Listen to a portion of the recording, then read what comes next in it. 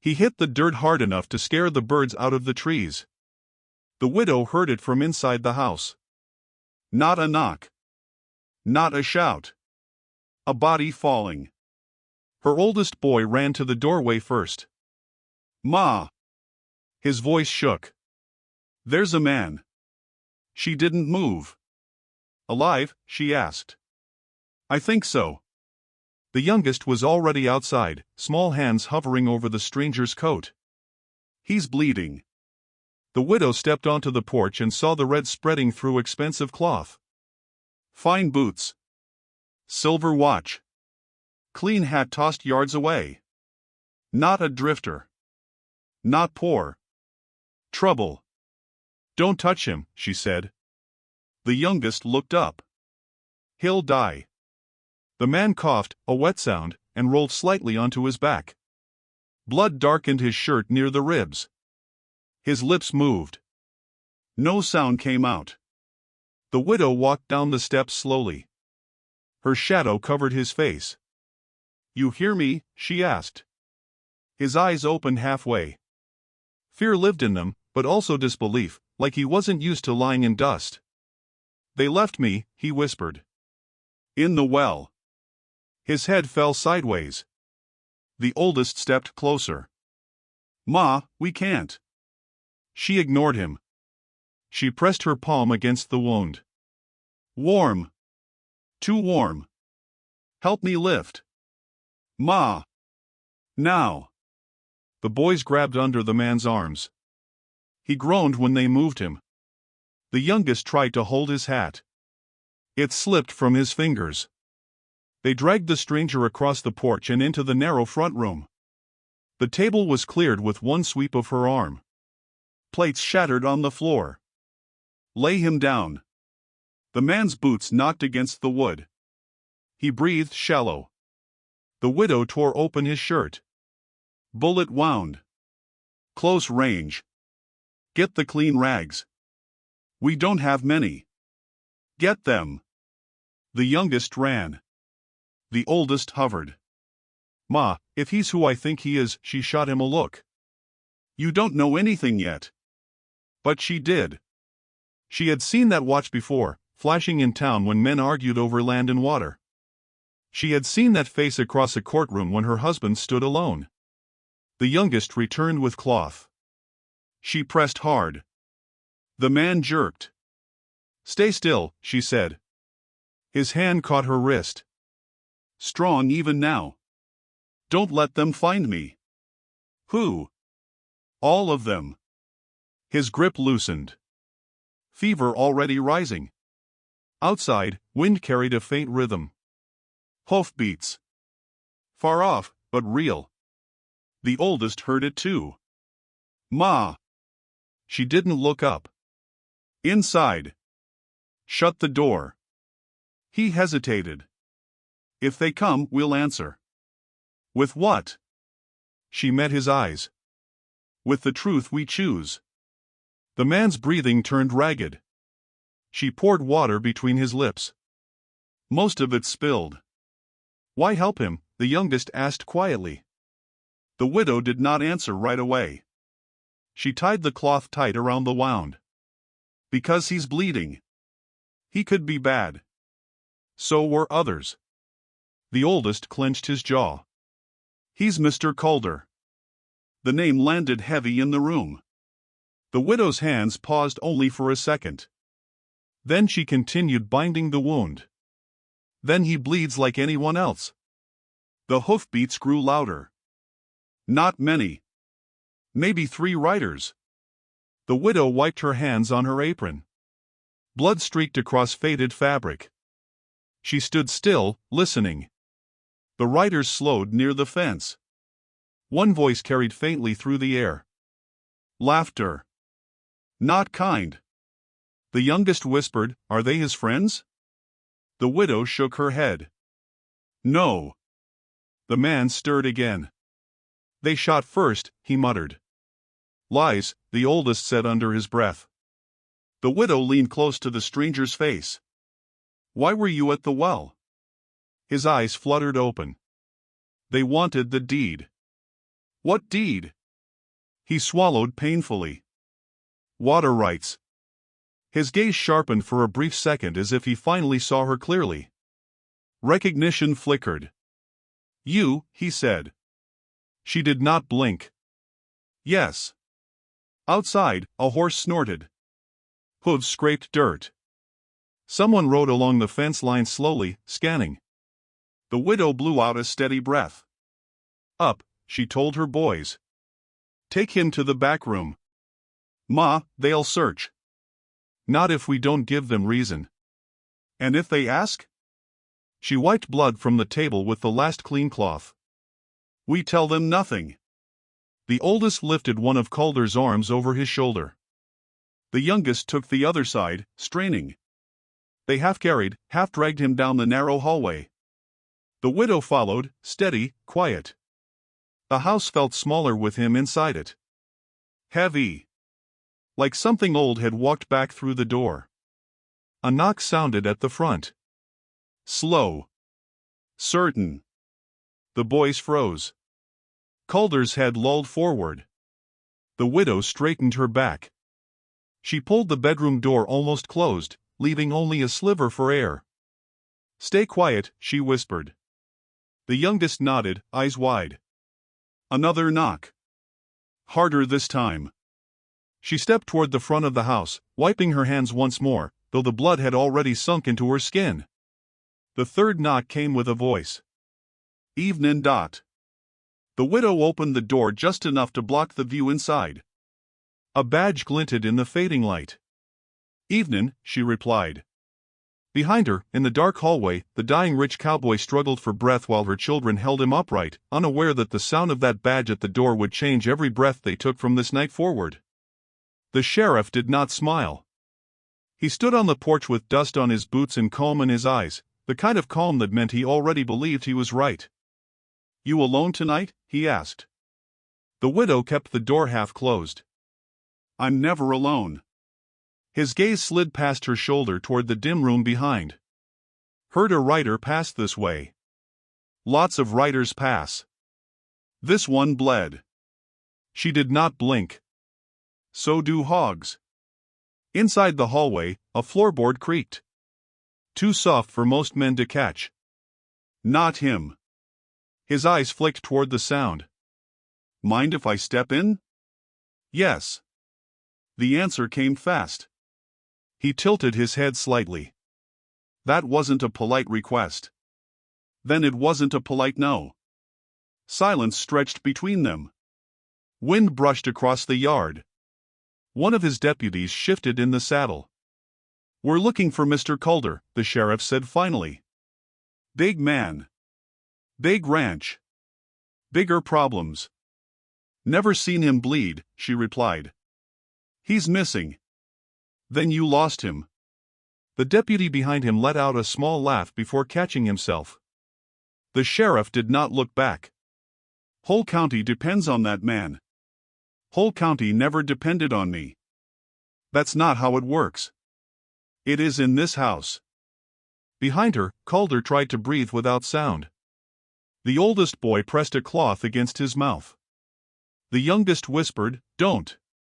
Calder's eyes burned with fever. He tried to rise. The boy pushed him back gently. "You'll kill us all," he whispered. Calder's jaw tightened. In the front room, the sheriff leaned one hand against the doorframe. If he's hurt, hiding him won't save you. If he's hurt, I hope someone hides him. You always this stubborn? Only when a man with a badge asks too many questions. The sheriff's voice dropped. You remember court day? She felt that one land sharp. I remember my husband standing alone. Calder didn't pull the trigger. He pulled the paper. The sheriff studied her face like he was measuring cracks in stone. That land dispute is done. My husband isn't. The deputy cleared his throat. Sir. The sheriff raised a hand without looking. You got children inside? He asked. Always. Then think about them. I do. Every time you knock. Another weak sound came from the back of the house. A cough that tried to stay buried and failed. The sheriff's eyes sharpened. That didn't sound like a child. Flu, she said. Going around. Mind if I check? Yes. You sure? I am. He stepped closer. Close enough that she could smell leather and gun oil. If I find out you lied, you won't. You sound certain. I am. He held her gaze long enough to test it. Then he straightened slowly. If Calder turns up dead, he said, there'll be panic. Panic for who? For everyone. Not everyone owns a ranch. Chaos doesn't care about ownership. Neither did your courts. The deputy shifted again. The horses stamped at flies. The sheriff exhaled through his nose. You're playing a dangerous game. I don't play. I survive. From the hallway, the youngest child whispered too loudly, Ma. The sheriff heard that. His eyes flicked again. Sounds sick. He is. Maybe I should send the doctor. We can't pay him. I'll cover it. We don't take charity. This ain't charity. Everything is. Silence again. Harder this time. The sheriff stepped back off the porch.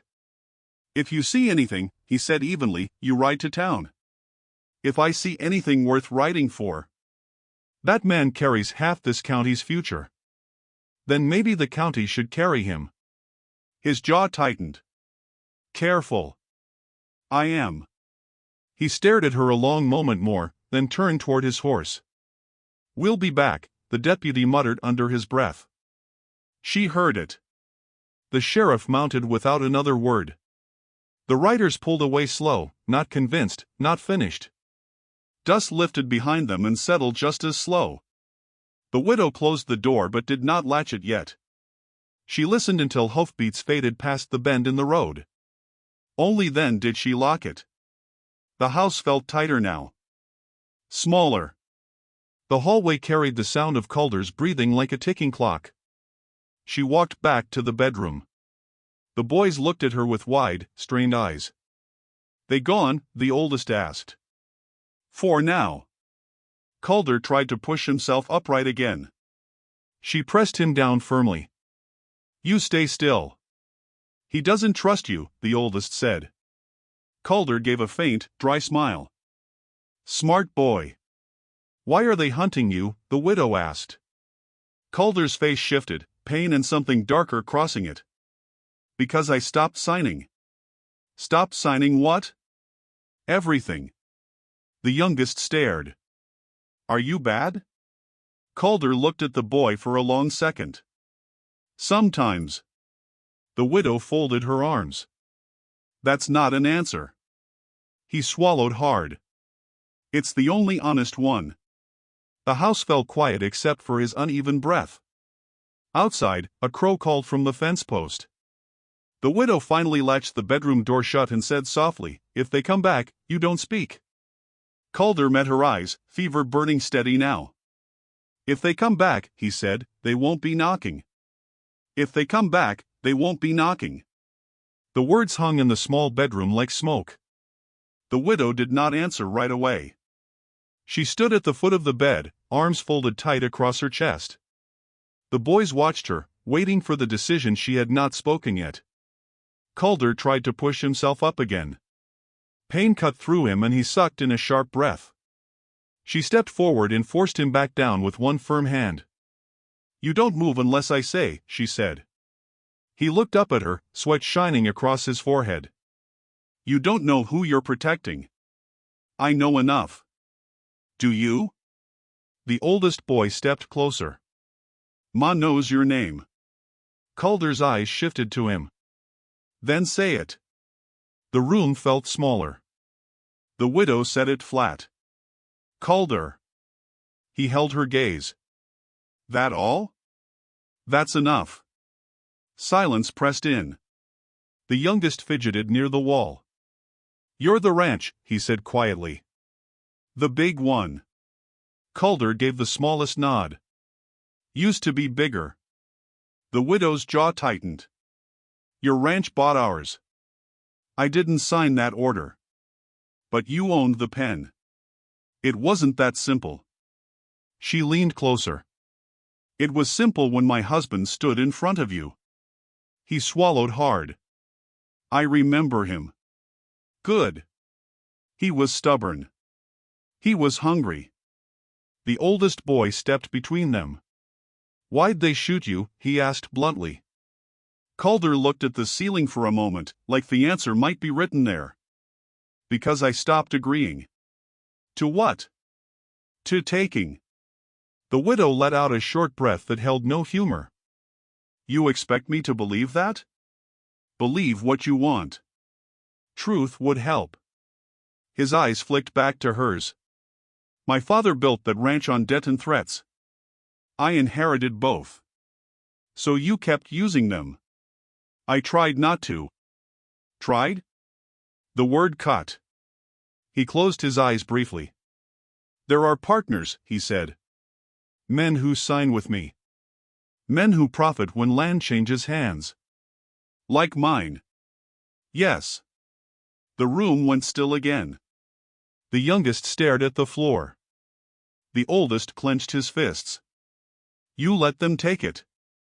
I signed what I was told. You could have refused. You think refusal comes free? The widow's voice dropped. Nothing comes free. Not land. Not water. Not mercy.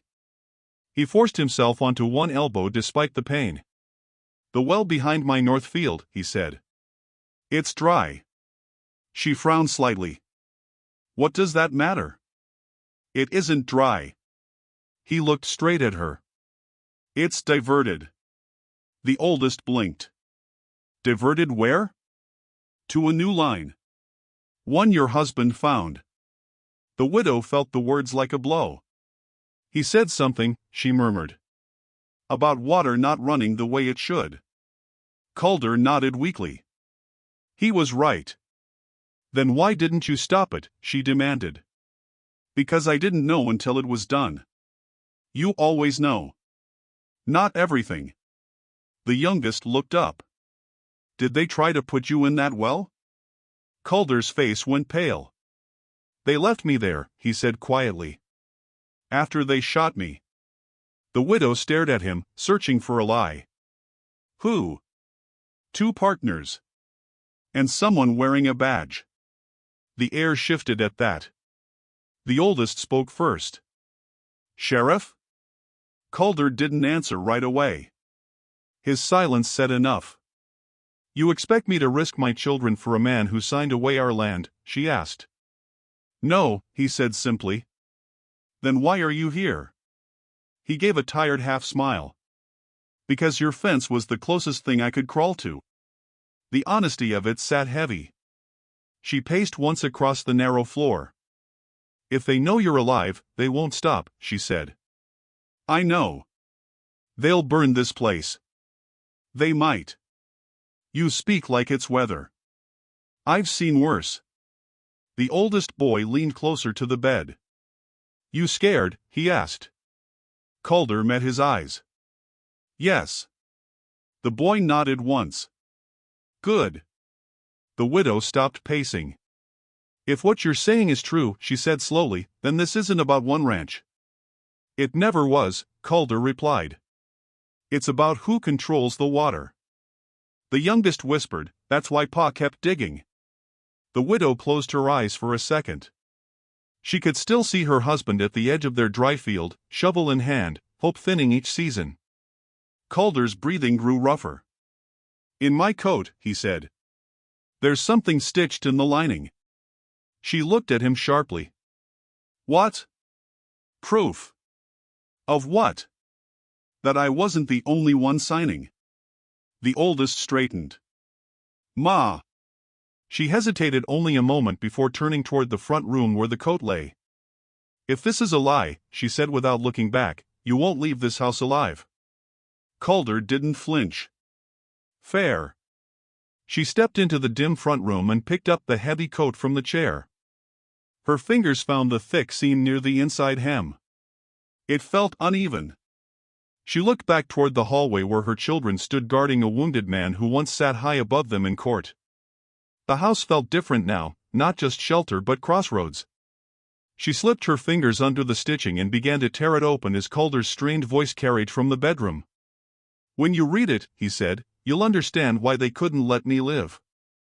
The smoke hit first, thin and curling along the edge of the valley, smelling of wood and panic. The oldest boy's hand froze over the latch. "Ma," he whispered. She didn't answer, just stepped to the window and watched as a shed collapsed in flames farther down the ridge. The youngest squeezed her side. "They're burning it." "Yes," she said. "They're looking for him." Calder tried to lift his head from the bed, wincing. "Not here," she said, pressing him back down. "You stay." The air in the room thickened, hot with smoke drifting through the cracks in the walls. She could taste it in her mouth, acrid and bitter, and it reminded her of everything lost. "You brought war to my door," she said, voice low. Calder swallowed hard. "I didn't come here to fight." "Then what?" "To die?" His eyes flickered. "To survive." "Survival isn't your choice alone," she shot back. "Not anymore." The oldest boy leaned close, whispering, "Why do they hate him?" "Because he left the line," Calder said, voice hoarse. "They thought they could bury me and the land with me." "You?" she asked sharply. "Didn't you own it?" "Legally," he said. "But ownership doesn't stop them." A cough rattled through him. The youngest watched, wide-eyed, as blood streaked his lips. "Ma," she nodded. "He's alive." "Alive and bleeding." Calder looked at the ceiling.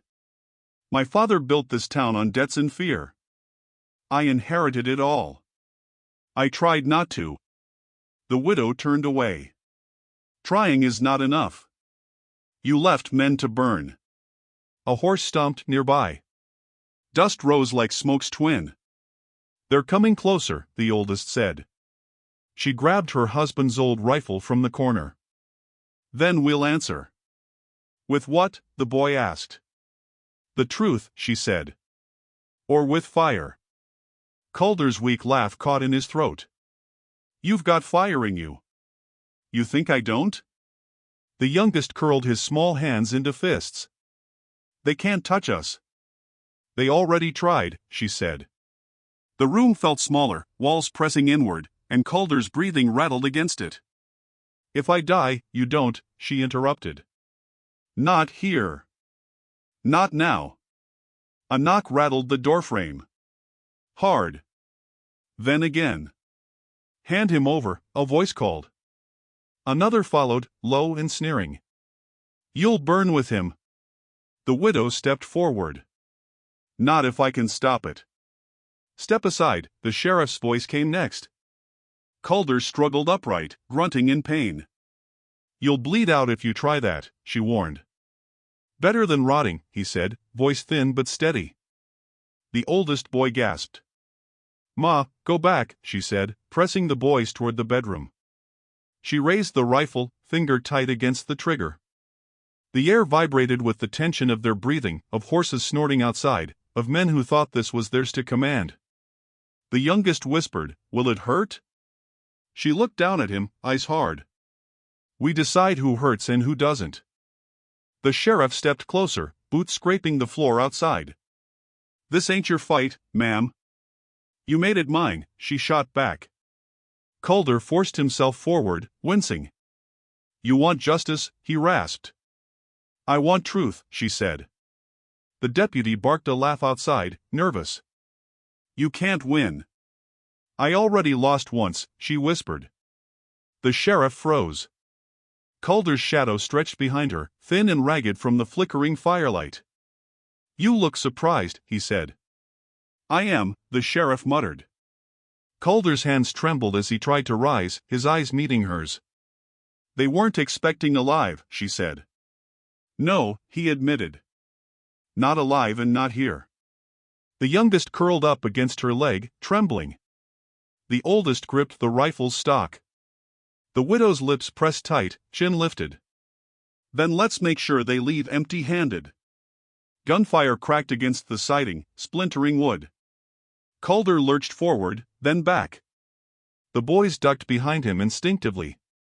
The widow returned fire, careful, measured, precise. Sparks danced from the planks outside as a bullet struck metal. Outside, horses whinnied. The sheriff cursed. "Stand down," he shouted. She didn't move. "Stand down," she echoed. "I am the law in this house tonight." The eldest boy's eyes were wide. Calder coughed blood. "I didn't expect this," he admitted. "Neither did they," she said, keeping her aim steady. The youngest whimpered. "We can't stay here forever," the oldest said. "Then we leave only when the last man leaves or the last breath is gone," she said. Calder's gaze softened for a moment. "You fight like a Calder," he said. "Not like me." "Then let me show you," she said. Smoke rolled across the valley, rising from more than just the shed. The flames licked at the horizon. Men shouted from below, but no one dared climb the slope. The widow stood at the doorframe, rifle firm, children behind her, Calder barely upright at her side. She breathed slow, sharp, and even. "If they come," she said quietly, "we don't speak." Calder's fevered eyes locked on hers. "If they come," he repeated, "they won't be knocking."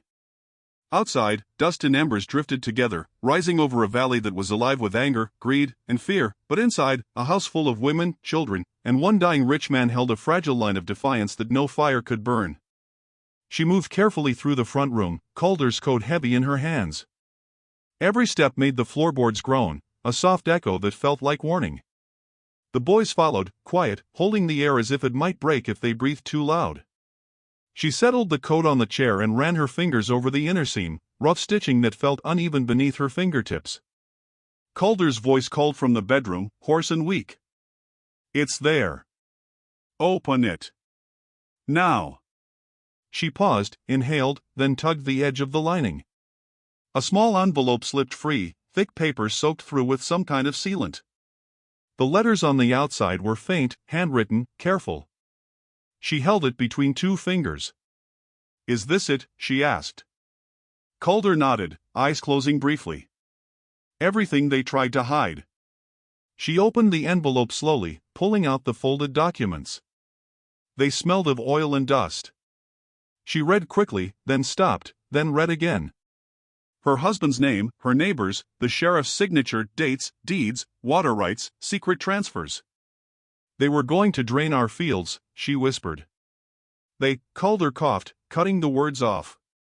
"They were going to take everything.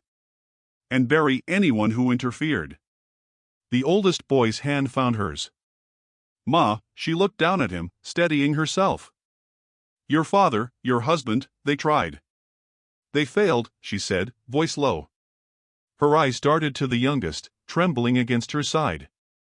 "Now it's our turn." Calder lifted himself weakly, leaning against the doorframe. "I tried to stop it," he said. "I signed for appearances. I thought it would slow them." The widow's jaw tightened.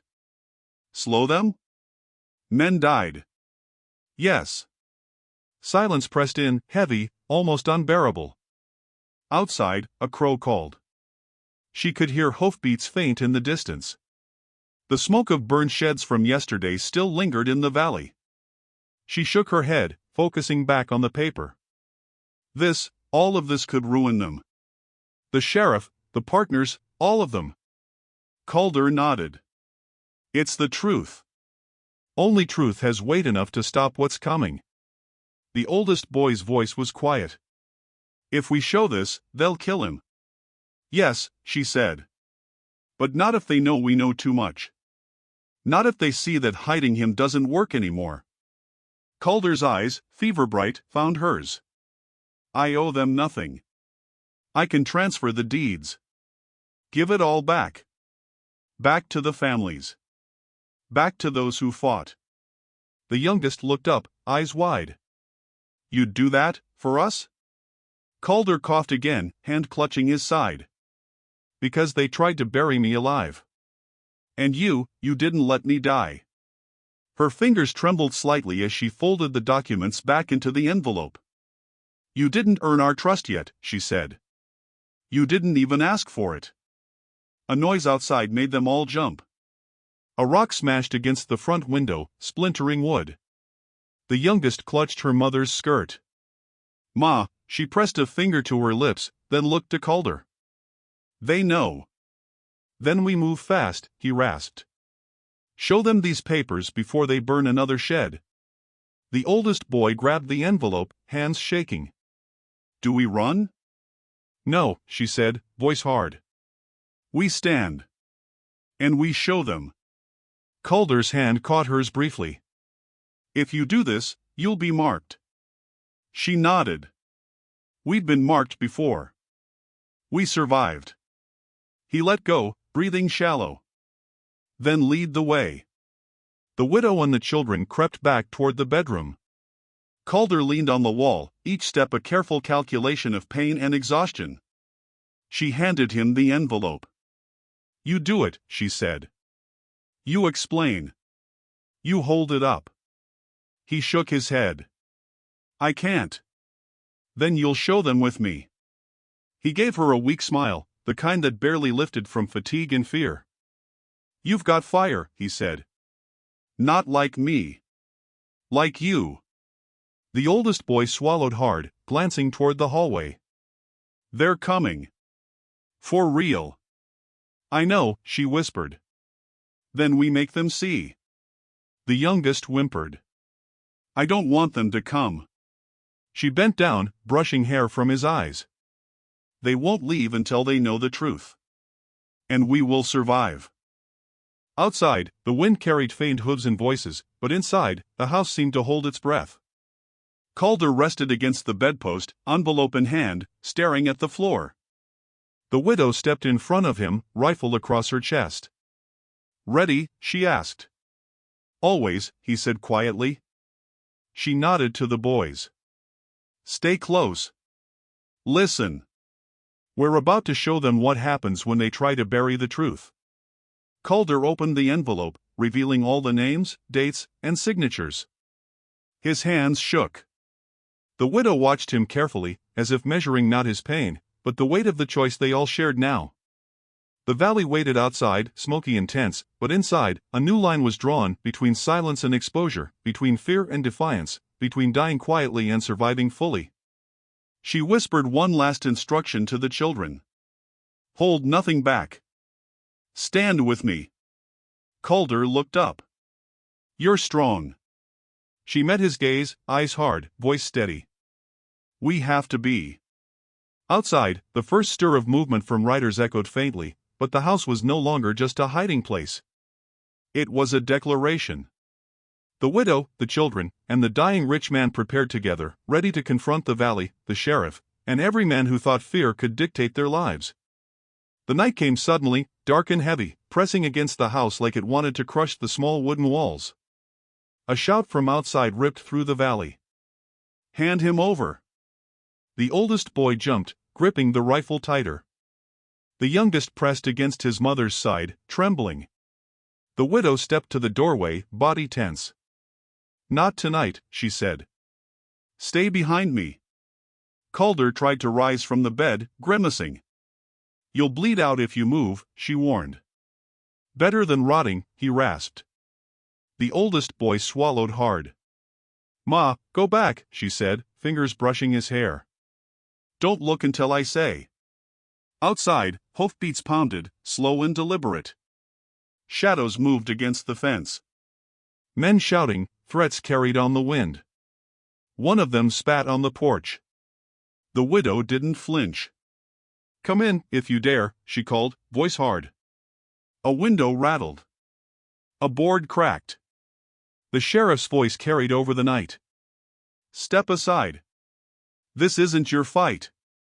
"It became my fight the moment you knocked," she shot back. Calder leaned weakly against the wall.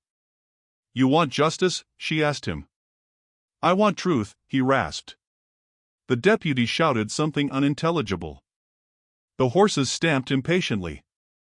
The men pressed closer. The widow held her ground. You can't win, one shouted. I already lost once, she replied. Silence fell briefly, broken only by shallow breaths and the clatter of a loose shutter swinging in the wind. Calder struggled to steady himself. You weren't expecting me alive, he muttered, voice low but steady. No, said the sheriff, pausing. Not alive and not here. A flash of moonlight caught his eyes.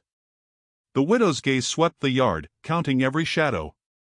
If you move another step, she warned, you'll regret it. The youngest whimpered, pressed against her leg. The oldest tightened his grip on the rifle. We're not afraid, she said quietly. We are prepared. Calder coughed, blood streaking his lips. Smart children, he murmured. They've got fire, the widow whispered back. Not like you, like us. A rock smashed against the siding. The youngest shrieked.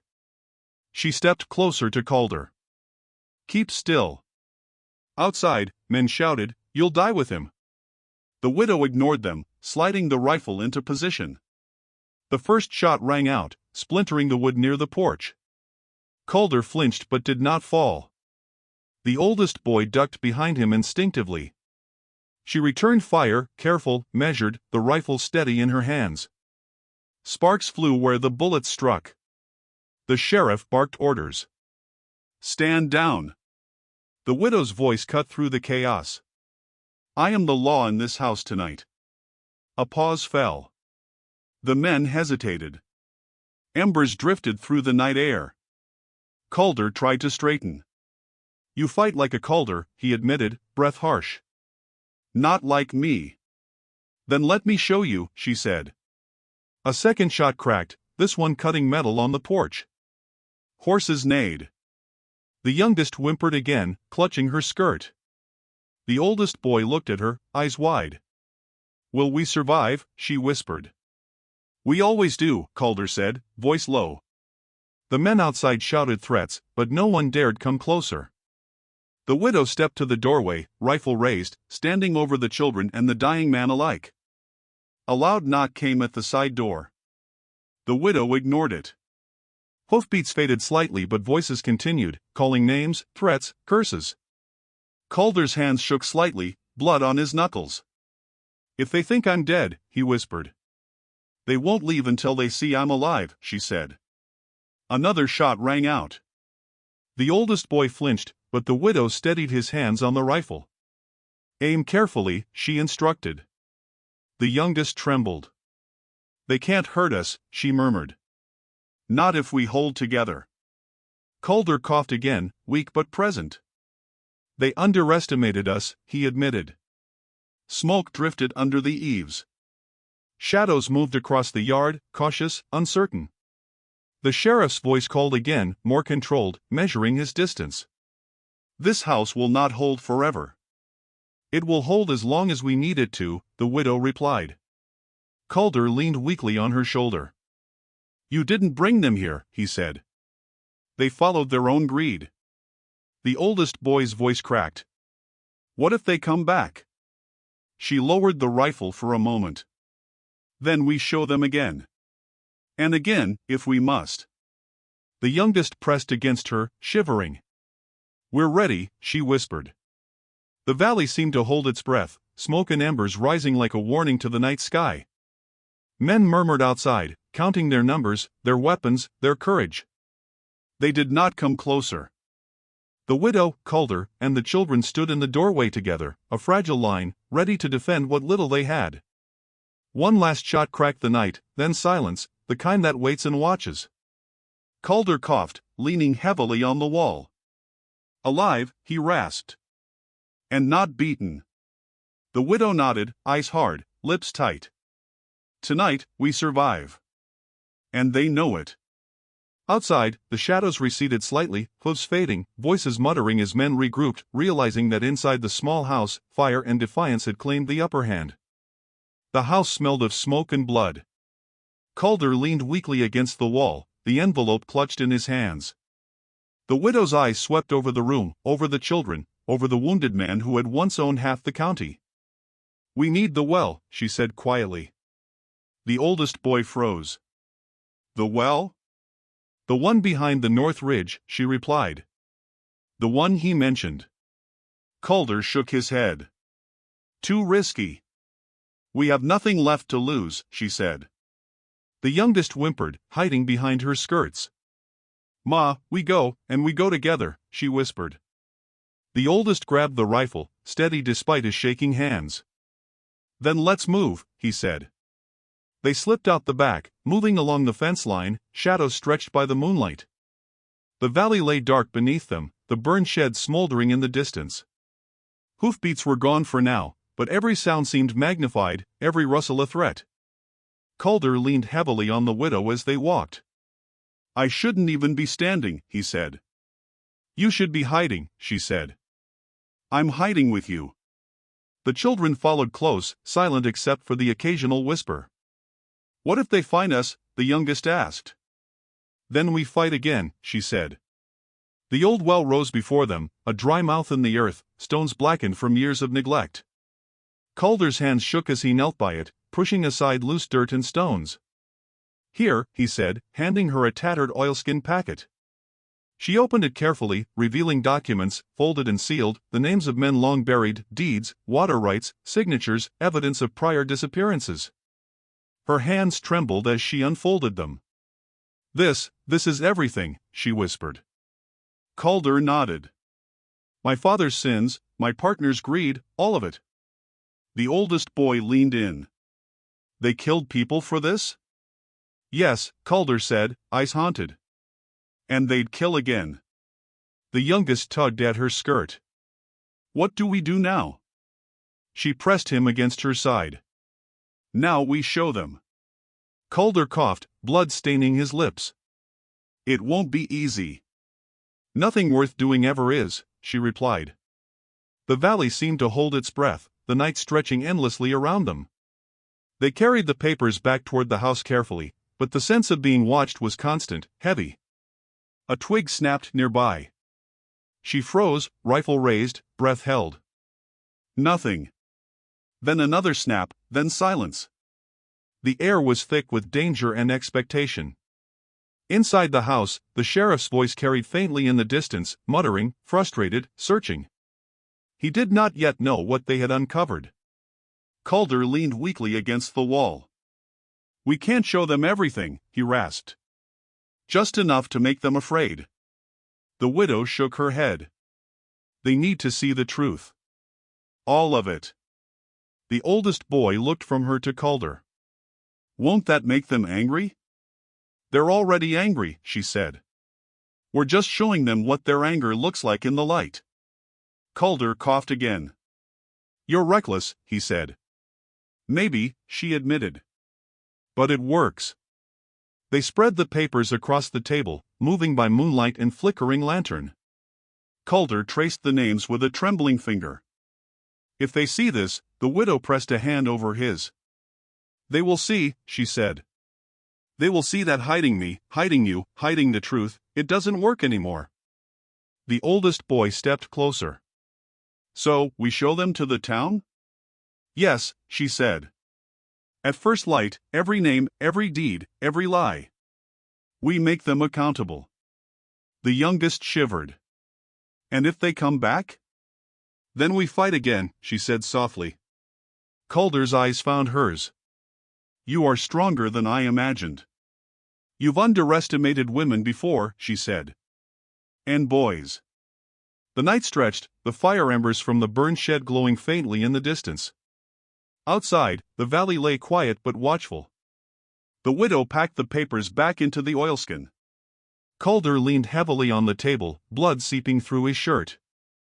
We've exposed them, she said. Not all, not yet. But the beginning. The oldest boy nodded, teeth set. We can't let them ignore this. No, she said. And we won't. The youngest clutched her skirts. Will it hurt? She lifted him gently.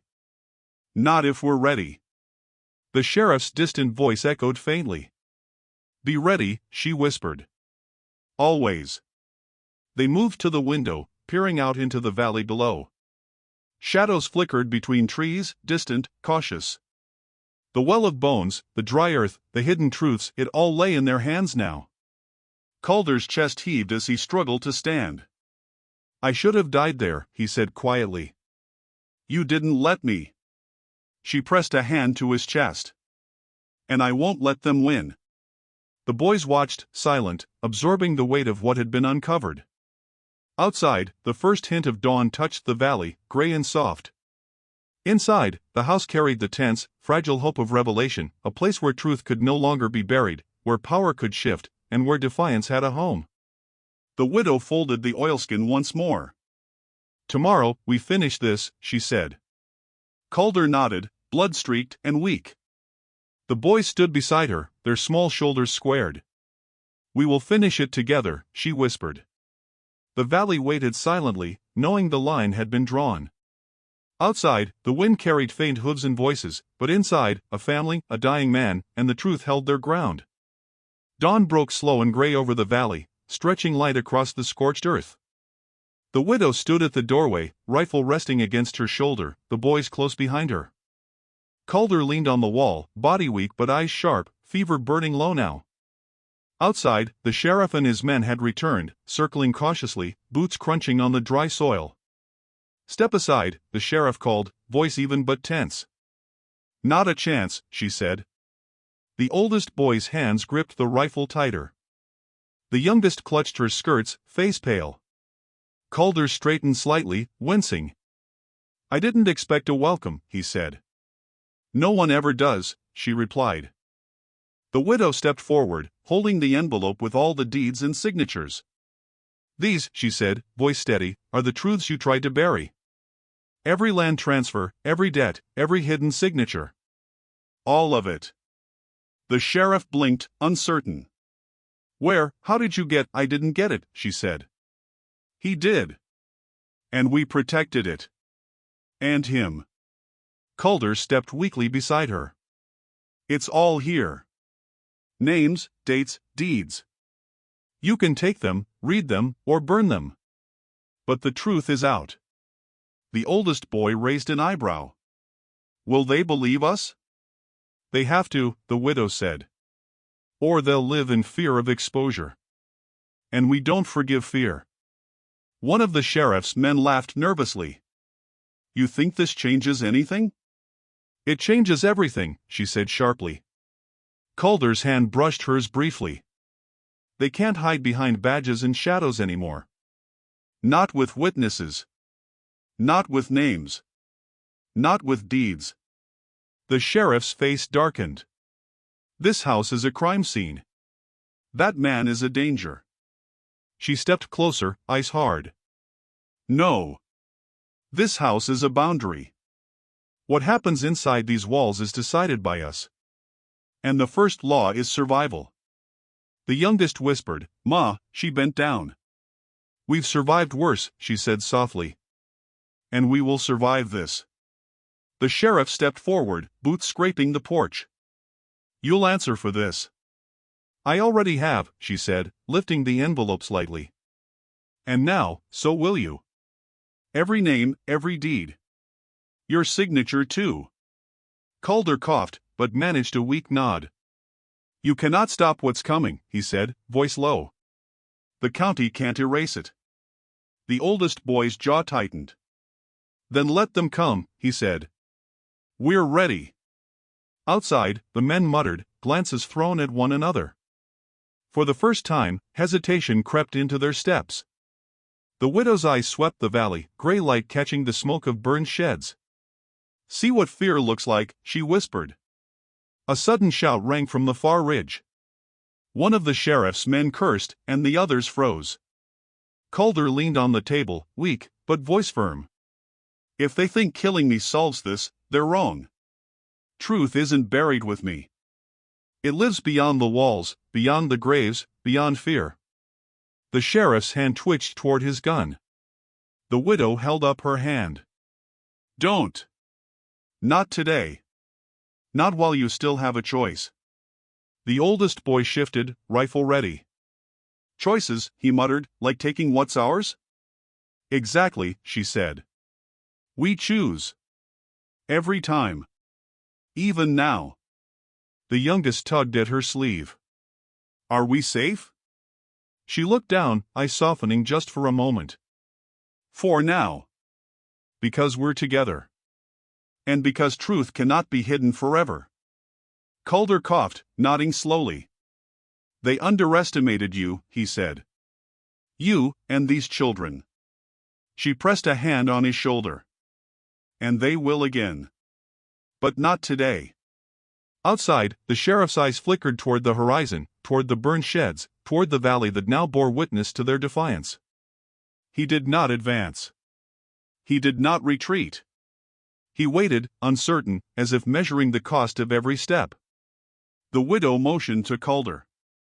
Show them the papers, she said. He nodded weakly, hands trembling as he held them up. The oldest boy glanced at the youngest, who was gripping her mother's skirts. Everyone will see, the widow whispered. Every name, every lie. Every grave. The sheriff's eyes hardened. You think this absolves you? She met his gaze. No. But it forces reckoning. And reckoning is better than silence. Calder's voice rose slightly, steady now. We survived because someone had courage. Someone refused to let the dead lie, refused to let the truth rot in shadow. That someone is her. He gestured toward the widow. The sheriff looked around, uncertainty in his eyes, his men shifting nervously. Outside, the valley seemed to exhale, wind carrying the smoke from burned structures and the scent of dry earth. This isn't over, he said finally. No, she agreed. It never is. But today you see what happens when lies meet fire and courage. You see what lives behind walls that were supposed to hold secrets. Calder coughed again, weak, but a small smile flickered. And we're alive, he said. She nodded. Alive. And ready for what comes next. The valley held its breath for a long moment. The sheriff's men slowly stepped back, some reluctant, some calculating. The widow lowered her rifle, but her gaze did not waver. The oldest boy's hands relaxed slightly on the stock. The youngest hugged her leg, shivering. Calder leaned heavily against the wall, envelope in hand, but eyes bright with fevered clarity. Outside, the sun finally broke fully over the ridge, gray giving way to gold, and the house, battered, smoky, and small, stood tall. Inside, a family, a dying man, and the weight of every hidden truth had drawn a line in the valley. The past had been exposed. The deeds had been returned. And the graves, silent witnesses, bore testament to courage and survival. The widow pressed a hand to Calder's shoulder. We changed something, she said quietly. And nothing will ever be the same. He nodded, eyes closing briefly. The boys watched, silent. Outside, the sheriff lingered, finally retreating, his men following, leaving the house, the valley, and the line they had drawn intact. The widow stepped to the doorway, feeling the wind against her face. For the first time in months, she felt the weight shift not toward fear, but toward power, truth, and survival. The valley would remember. And so would they.